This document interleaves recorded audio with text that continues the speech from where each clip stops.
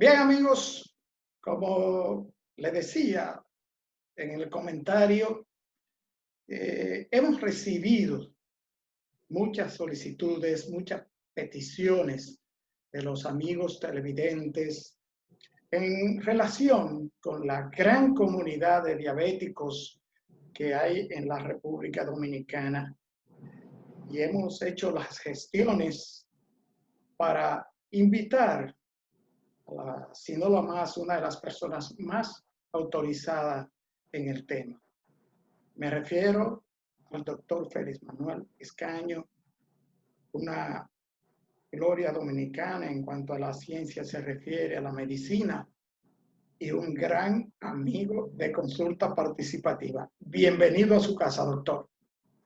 Gracias por la invitación. Realmente, Ricardo, me siento muy cómodo en tu programa y creo que podemos orientar bien a nuestra población que está ávida de conocer qué está pasando con los diabéticos y el coronavirus.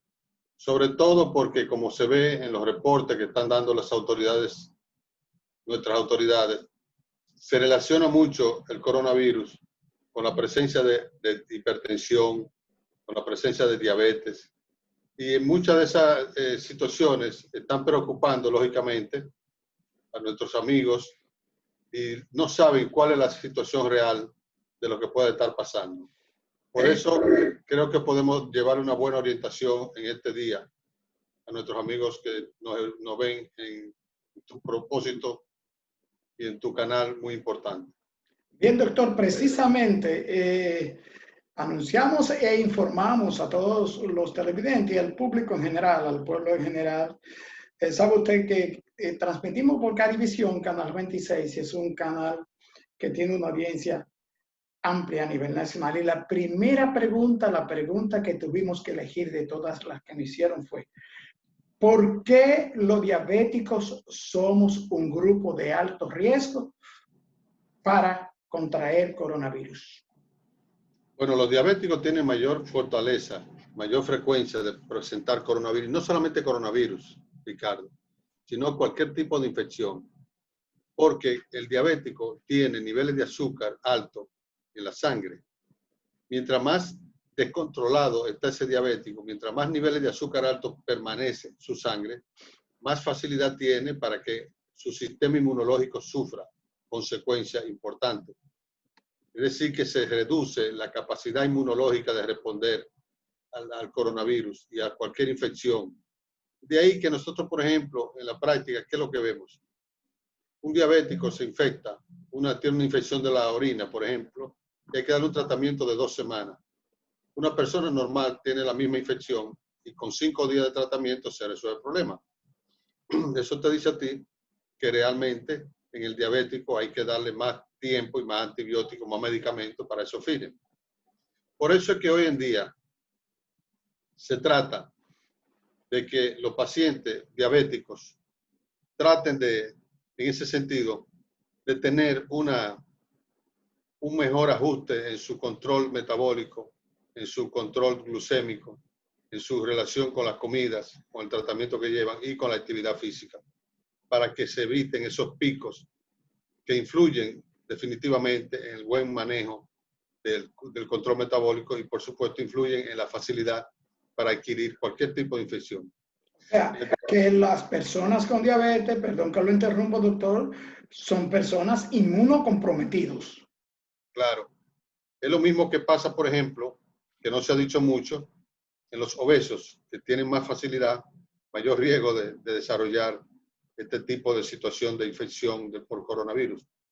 Porque en los obesos hay una descarga de unas hormonas que se llaman citoquinas. Esas citoquinas, hormonas citoquínicas, producen un proceso inflamatorio tenue, pero permanente y crónico en el obeso. Internamente, todos los órganos se inflaman. De ahí es que nosotros encontramos con frecuencia, por ejemplo, hígado graso, que es una inflamación del hígado. Encontramos también problemas de las coronarias y hay infartos cardíacos. Encontramos problemas del tejido conectivo que agarra las articulaciones y de ahí encontramos dolores articulares. Encontramos procesos inflamatorios en los pulmones De ahí viene la apnea del sueño, la dificultad para respirar cuando está durmiendo y los ronquidos frecuentes de los obesos. Entonces, los obesos, los hipertensos y los diabéticos son tres categorías o tres factores de riesgo muy importantes para que se desarrollen estos coronavirus, penetren fácilmente y logren su objetivo de lesionar y alterar con más facilidad el cuerpo humano de esas personas que tienen esa situación metabólica y esa situación, digamos, orgánica en ese momento. Pero, doctor, tenemos el asunto de ciertas estadísticas en cuanto a las personas hipertensas y con diabetes, los fallecimientos y los contagios. Pero un diabético, yo conozco diabéticos que conviven, un ejemplo, con un cáncer de próstata y la diabetes. No sé si esta inmunosupresión, el coronavirus tiene alguna condición que ataca mayormente a estas personas con enfermedades crónicas o que han padecido cáncer. Me dicen que los que han recibido quimioterapia o radioterapia también están más expuestos. O sea, el coronavirus viene a constituirse letal por obligación con los diabéticos. Si el coronavirus ahora es letal para cualquier persona, Okay. Pero es más letal cuando se trata de diabéticos, cuando se trata de hipertensos, cuando se trata de obesos. ¿Por qué? En el caso de los diabéticos, porque el aumento del azúcar en la sangre, cuando un diabético no se controla bien, cuando un diabético olvida su régimen de nutrición y no lo combina bien con su medicamento, cuando un diabético se hace un análisis especial que le llamamos hemoglobina glucosilada, que debe hacerse el diabético obligatoriamente cada 3 meses, o sea, 4 análisis al año, obligatorio, que es el análisis que nos dice a nosotros cómo anda el control de ese diabético. Bueno, si ese diabético debe tener en 6% su hemoglobina glucosilada y la mantiene en 8, en 10, en 12, pues lógicamente quiere decir que tiene niveles muy elevados de azúcar en la sangre en los últimos 3 meses.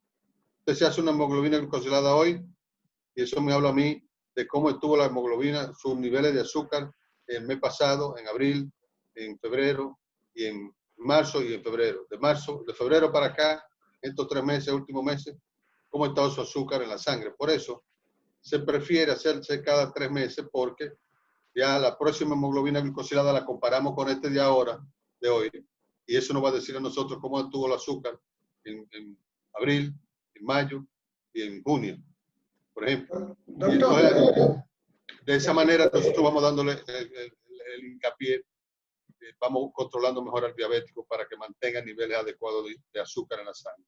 Por otra parte, los hipertensos. ¿Por qué los hipertensos?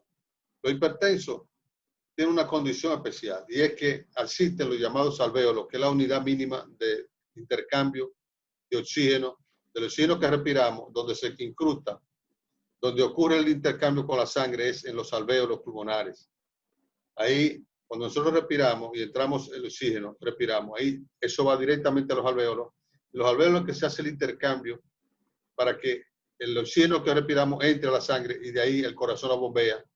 Con cada latido, el corazón manda la sangre a todas las partes del cuerpo, desde la punta del pelo hasta la punta de las uñas de los pies, todo el cuerpo. Y esa sangre, una vez que lleva el oxígeno, retorna sin oxígeno por las venas y vuelve otra vez a los alvéolos y al corazón, y ahí vuelve el mecanismo, porque nos mantenemos en esa situación constantemente para poder estar vivos.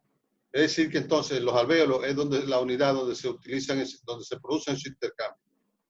¿Qué pasa en el hipertenso? Que hay pastillas que alteran y funcionan a nivel de los alvéolos para reducir la presión arterial. Son medicamentos llamados inhibidores de la IECA y los ARA2. Son medicamentos tradicionales y convencionales, muy modernos, muy buenos, por cierto. Esos medicamentos, en principio, se decían que los diabéticos y los hipertensos tenían que suspender esos medicamentos porque facilitaban más la penetración del virus, del coronavirus, y eso provocaba que ese virus se mantuviera y penetrara más rápidamente en los hipertensos. De ahí el nivel de infectación que tienen los pacientes que desarrollan el coronavirus, la hipertensión. Ahora bien, ¿qué es lo que se ha podido ver? Que no es cierto. Que lo que pasa es que cuando penetra el virus a nivel del alvéolo pulmonar, lo que produce es una circulación, una congelación, si se quiere, de la sangre y produce lo que se llama una coagulación intravascular. Se coagula la sangre por el virus coagula a nivel de los alvéolos y de ahí entonces cuando el corazón va a buscar la sangre para bombearla, no encuentra sangre porque está coagulada. Y de ahí es que vienen los casos más graves. Entonces, si se producen trombos, porque hay pegote de sangre que lo manda a los pulmones y ahí se deteriora todo. Por eso es entonces que algunos de los medicamentos que se dan con fines de prevenir cambio es la heparina y los derivados de la heparina. O sea que nosotros tenemos entonces ahí, en los hipertensos, ese cuadro biológico que actúa a nivel de la intimidad, donde ocurre el intercambio gaseoso del oxígeno con la sangre a nivel alveolar. Los obesos, como te decía antes, también es otro factor condicionante que se está valorando mucho en los Estados Unidos, pero en los Estados Unidos todas las personas hay un grado de obesidad muy alto. Pero sí se ha encontrado que los que están en sobrepeso o obesos producen esas hormonas que te mencioné que se llaman citoquinas, interleuquina 6, interleuquina 10, el factor de necrosis tisular, que son hormonas que bloquean todo el fenómeno de disfunción de los órganos y producen un proceso inflamatorio. Y en lo que se ha visto en el coronavirus es que hay una descarga muy fuerte de esas citoquinas. Aumentan 20 veces más el nivel que una persona obesa puede tener. 20 veces más, y esas citoquinas inflaman mucho el cuerpo y producen obstrucción, inflamación de los pulmones, inflamación de las venas, de las arterias, inflamación de todo el cuerpo. Y eso provoca entonces que realmente les sea difícil a los obesos salir cuando le llegue el coronavirus. Doctor, esta condición de la fragilidad, por así decirle, del paciente diabético, del hipertenso, del obeso, del que haya padecido, tenga otra enfermedad crónica, pero en la diabetes específicamente. Tengo una pregunta de una dama que pregunta, mi hijo me dice que no me preocupe porque yo soy insulino dependiente. Y los que bebemos insulina no tenemos riesgo de los diabéticos tipo 2. Explíqueme. Mira, los insulinos dependientes en el coronavirus, como el coronavirus produce resistencia interna en los órganos por el proceso inflamatorio que te hablé, o las hormonas que se fabrican, o las hormonas, la citoquina que te he mencionado. Lo ideal es que el diabético, cuando tenga crisis de subida de azúcar, que las pastillas no le controlan, que pase inmediatamente insulina de manera transitoria, mientras esté con el virus. Porque el virus produce mucha resistencia al uso de la pastilla y las pastillas no controlan el azúcar del diabético.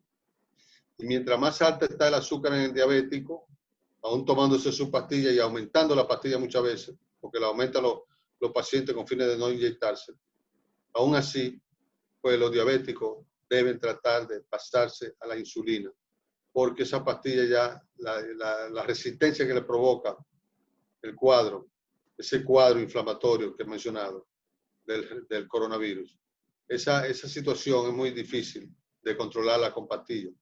Por eso se recomienda estar atento con su médico, hablando con su médico, sus controles en la casa del azúcar, tanto en ayunas como a las 2 horas después de cualquier comida, porque a las 2 horas que se supone que la comida ya ha sido digerida y que el páncreas y la relación comida-insulina del páncreas, ya a esas 2 horas está todo resuelto, está todo equilibrado.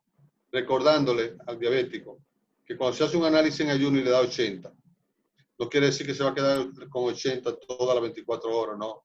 80, de pronto desayuno el azúcar sube y vuelve y baja a las 2 horas. Hace un espacio entre el desayuno y la comida. A la comida vuelve otra vez y sube, dependiendo del volumen de la comida, así mismo la subida del azúcar. Es decir, que no es permanente. El 80 no se queda como 80, sino que cada vez que ingiere alimento, eso sube por una condición biológica normal. Entonces es muy importante que se tenga ese concepto claro. Los diabéticos que usan pastillas deben estar muy atentos porque a veces las pastillas se quedan cortas y le permite al cuerpo del diabético tener niveles elevados de azúcar y ahí es que viene la complicación. La facilitación para que entre el virus. A propósito de eso, doctor, tengo la pregunta, no sé si es de la misma señora que pregunta, ¿cuál es el rango adecuado, ya sabiéndose diabético, estando bajo un control diabético y con la presencia de riesgo del coronavirus? ¿Cuáles serían los rangos ideales mínimos dentro de la condición de diabetes para estar un poco más protegidos contra el coronavirus? Esto, después de la pausa, doctor. Bueno. Bien, doctor, antes de irnos a la pausa, le leía la pregunta de esta persona, que cuáles serían más o menos los rangos ya dentro del conocimiento y el estatus de un diabético tratado, cuáles serían los rangos ideales para tener los valores más o menos mínimos adecuados contra el coronavirus en materia de diabetes. Bien. Normalmente una persona no diabética debe tener los valores de azúcar en la sangre en ayunas entre 60 a 100. Cuando tiene más de 100, entonces hay que valorar, porque si más de 100 y menos de 125, se llama eso prediabetes o camino a la diabetes. Cuando tiene 126 en adelante, en ayuna, aunque no tenga los síntomas típicos de la diabetes, que son orinadera, mucha sed, pérdida de peso, aún comiendo mucho como una lima nueva, pierde peso, tienen desgano, tienen la boca reseca, todo eso es lo que tienen más de 126 de azúcar en ayuna. Esos son diabéticos, aunque se demuestre que no tengan los síntomas. Pero 126 o más en 2 oportunidades habla de diabetes en ayuna, aunque no tengan los síntomas. Entonces, todo diabético ya que está en tratamiento, que está en control metabólico con su médico, que tiene su insulina o que tiene su pastilla, que lleva su régimen, que hace actividad física, debe tener en ayuna no más de 120 miligramos en ayuna. Y 2 horas después de una comida, menos de 170. Es lo ideal. A las 2 horas después de una comida debe tener menos de 170 ese diabético para que se diga que ese diabético está bien controlado y que no le está abriendo la puerta a la penetración del coronavirus, ni a ningún tipo de infección ni de alteración metabólica que se asocie. De forma tal que 120 en ayuna y 170 2 horas después es lo ideal. Ahora bien, hay pacientes que no tienen 120 en ayuna, sino que traen 180, 160, 150. Me dicen, doctor, pero yo me mantengo con 140 y 130, sí, pero es un valor muy alto. Porque cuando se come un pedazo, una lonja de pan o una lonja de queso y un vaso de jugo sin azúcar, por ejemplo, natural, eso le sube el azúcar. Todo lo que comemos se convierte en azúcar en el cuerpo, porque el cuerpo inteligentemente lo procesa y lo transforma en azúcar, que es la fuente energética más importante que con la que nosotros funcionamos. Para que el corazón dé latido, para que el cerebro funcione, para que la sangre circule por la vena y las arterias, necesitamos energía. Y esa energía sale de los alimentos. Y los alimentos se convierte todo, el cuerpo lo convierte en azúcar. Por eso usted se come un plato de lechuga y se come una pechuga de pollo. El plato de lechuga solamente, por ejemplo, que usted dice, bueno, pero eso no más fue lechuga. Esa lechuga se convierte en azúcar. El cuerpo la convierte en azúcar y la pechuga también. No tiene que ser usted comerse una barquilla, un helado o un dulce para que tenga azúcar, ¿no? Es que los alimentos lo convierten en azúcar el cuerpo con fines de buscar el elemento energético más importante que debemos concentrar en la sangre, que es la glucosa. De ahí es que la glucosa, que nosotros llamamos a la forma del azúcar en la sangre, glucosa, produce lo que se llama glucemia, que no es más que el mismo nivel de azúcar corriendo ya por la sangre, por la circulación.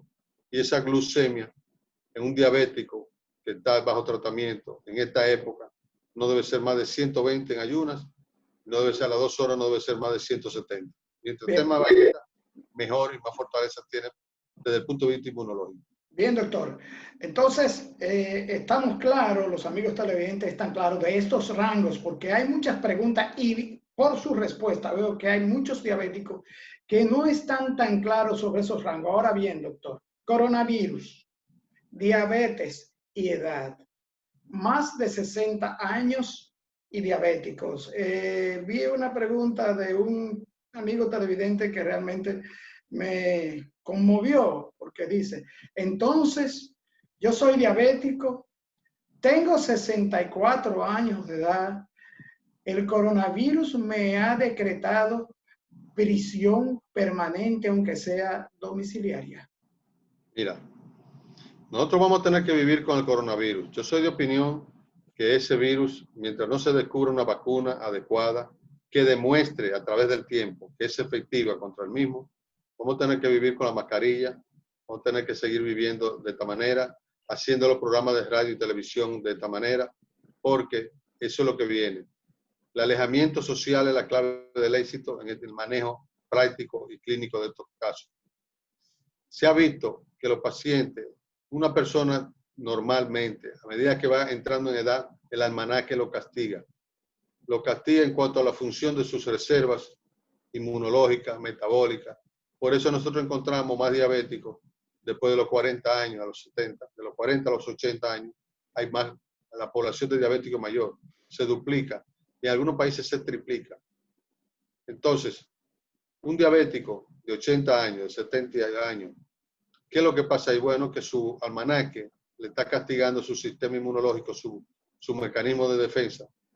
Y si ya sabemos que el diabético pues baja su función cuando hay una infección, entonces ya ahí tenemos dos factores de riesgo que se suman. Es factores de riesgo que se van sumando. Seguro que es hipertenso ese señor. Y de manera tal que diabetes e hipertensión andan juntas de la mano.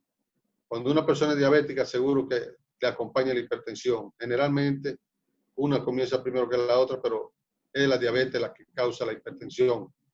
Entonces usted tiene un diabético hipertenso con 70 y pico de años que ya tiene 3 factores de riesgo. Con esos 3 factores de riesgo es suficiente como para que ese diabético tenga que cuidarse toda la vida.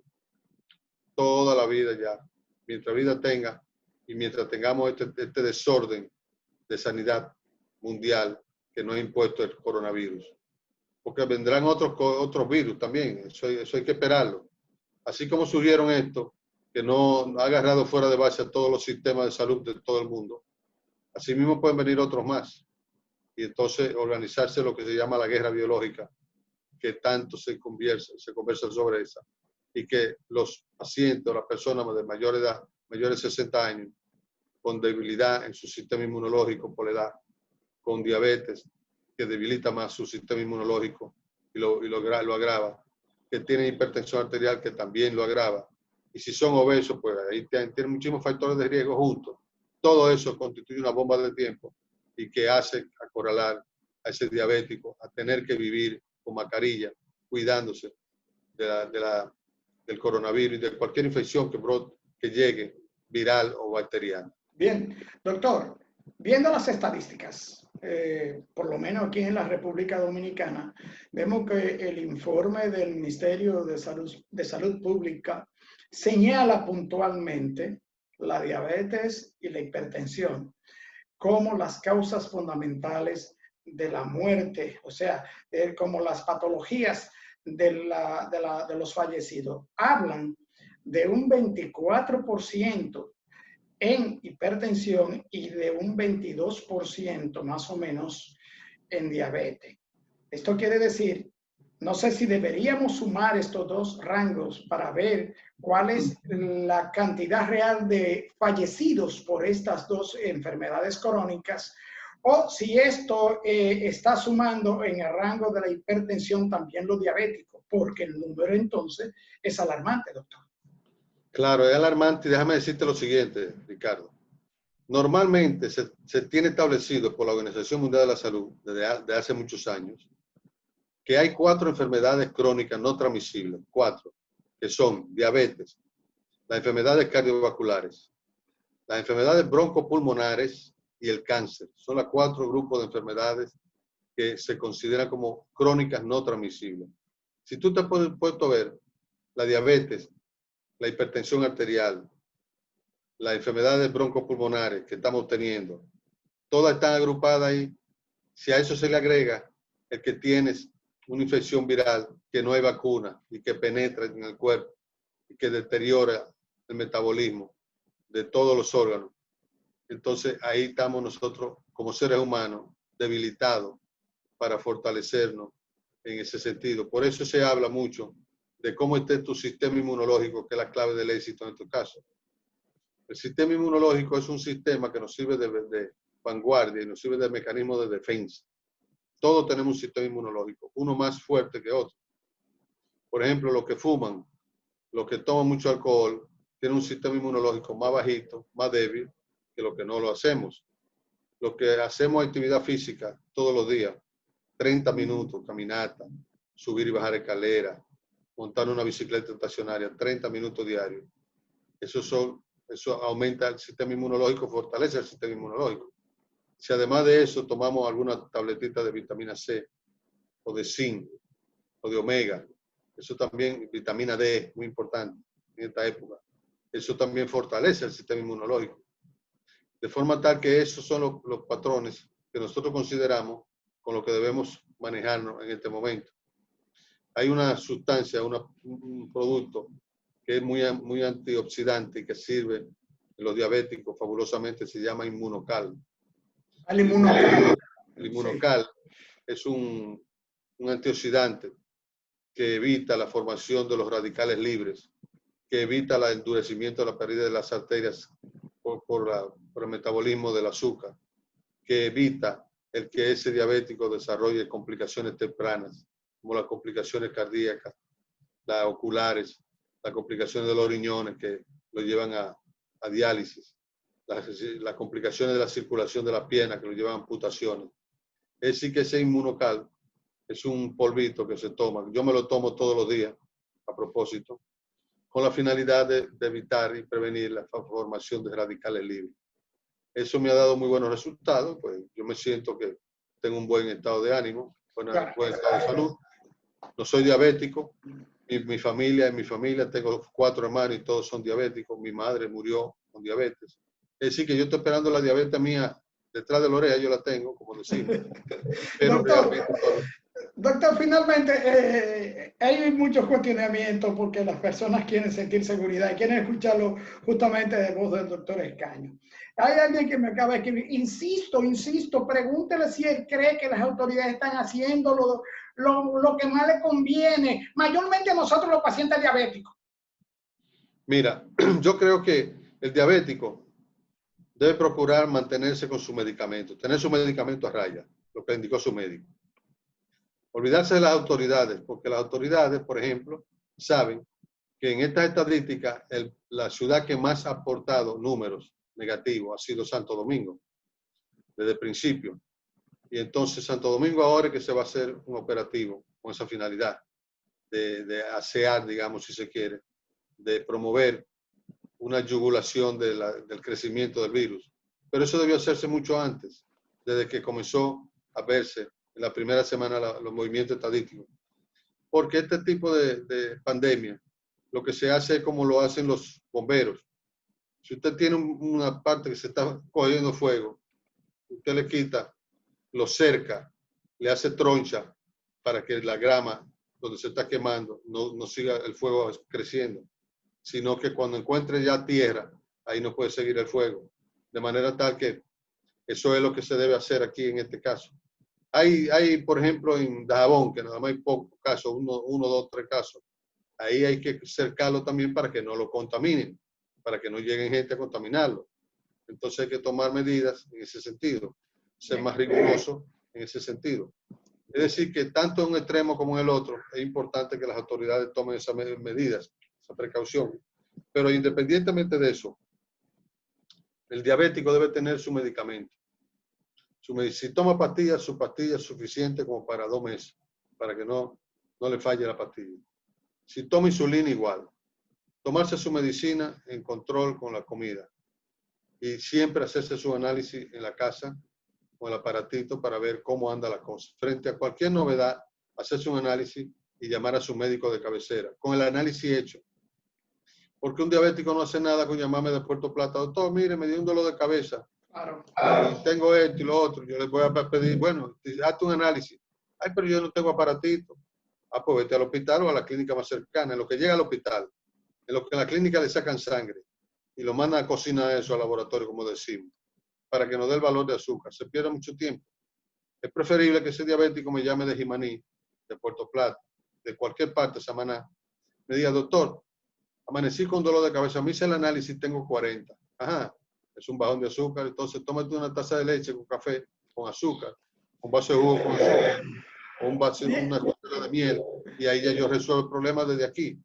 Pero él tiene que ayudarse y ayudarme a mí, orientándome, para tomar medidas del lugar. Amanecí con un dolor de cabeza, doctor, y tengo 120 de azúcar. ¿Qué hago? No está bien. Por el azúcar, queda tranquilo.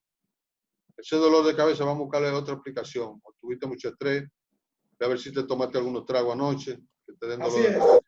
Vamos a buscar otra causa, pero no es por la diabetes. Bien, doctor. Entonces, el tiempo, disculpe que le interrumpa, el tiempo pues nos ha sorprendido. Y los temas y las preguntas que se quedan son bastante. Pero con usted tenemos la gracia de que usted siempre nos atienda a nuestras invitaciones y gracias por esta atención especial en esta situación del coronavirus y donde tanta gente que padecemos diabetes e hipertensión necesitamos de estas orientaciones. Doctor, muchas gracias por estar en su programa Consulta Participativa. Gracias por la invitación. Te diré que hay 463 millones en este momento de diabéticos en el mundo que están usando pastillas o insulina y que realmente no están solo los dominicanos, sino que a nivel mundial es una pandemia. Es una pandemia también. Bien, amigos televidentes, hemos tenido la participación del doctor Félix Manuel Escaño, un médico del pueblo, un médico de todos nosotros. Nosotros una última exhortación, como siempre, al final de nuestros programas y en esta situación. Por favor, hazlo por ti, hazlo por mí, quedémonos en casa. Nos vemos en la próxima entrega.